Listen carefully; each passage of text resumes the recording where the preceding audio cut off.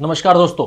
ऊंची ऊंची इमारतों, चौड़ी सड़कों और वर्ल्ड क्लास इंफ्रा के साथ भविष्य के शहरों की झलक दिखाने वाला शहर इन दिनों पानी में डूबा हुआ है।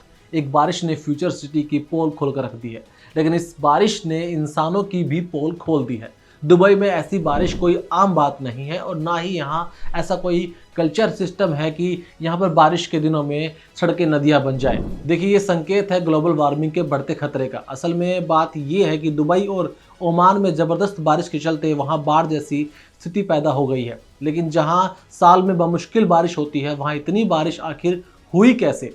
ये सवाल आज आम होता जा रहा है और इसको लेकर पूरी विश्व में चिंता है कि आखिर ये जलवायु परिवर्तन क्या संकेत दे रहा है। देखिए, अगर आप हाल ही में घटित कुछ घटनाओं को देखेंगे, जैसे कि रूस और फ्रांस जैसे ठंडे देशों में भयंकर गर्मी और लद्दाख तथा बद्रीनाथ जैसी बर्फीली जगहों पर भारी बारिश और भूस्खलन, इन असामान्य प्राकृतिक घटनाओं के सिर्फ एक ही बात सिद्ध होती है कि ग्लोबल वार्मिंग का खतरा लगातार बढ़ता जा रहा है।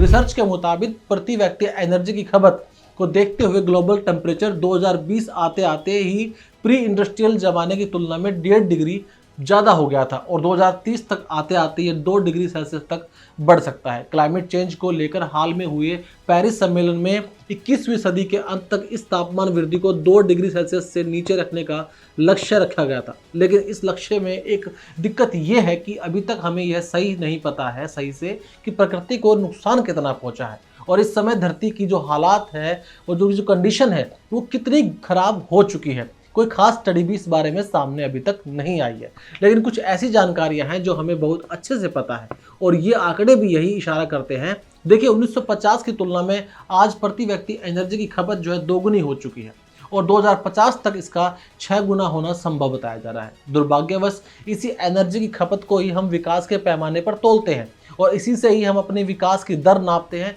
इकोनॉमी को बढ़ाते हैं। और अगर इसको रोक दिया तो किसी भी देश की इकोनॉमी को डाउन होने का बहुत बड़ा खतरा होता है।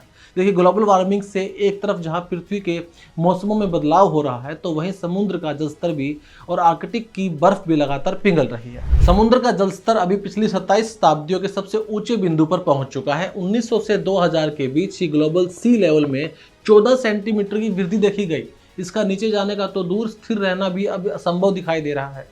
ग्लोबल टेम्परेचर नीचे जाने की शुरुआत हो जाएगी तो ये भी रुक जाएगा।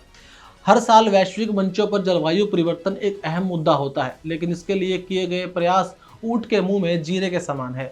हमें जल्द इसको लेकर ठोस कदम उठाने होंगे। आपको क्या लगता है, जलवायु के बदलते इस रूप को ज़्यादा नुकसान किस चीज़ से पहुंच रहा है? कमेंट बॉक्स में अपनी राय जरूर दीजिएगा और ग्लोबल वार्मिंग को कैसे कम किया जाए इसके बारे में भी बताइएगा, क्योंकि अगर जीवन में हमारी मौसमों का बिगड़ना इतना ही निरंतर गति से चलता रहा तो जल्द ही जीवन बड़ा प्रभावित हो सकता है। आपको क्या लगता है कि ग्लोबल वार्मिंग से कितना नुकसान कहां कहां कैसे कैसे होगा? ये बात भी कमेंट बॉक्स में बताइएगा। अब आपसे मिलते हैं अगली वीडियो में, तब तक के लिए बने रहिए मेरे साथ, यानी क्लिक इंडिया के साथ। धन्यवाद।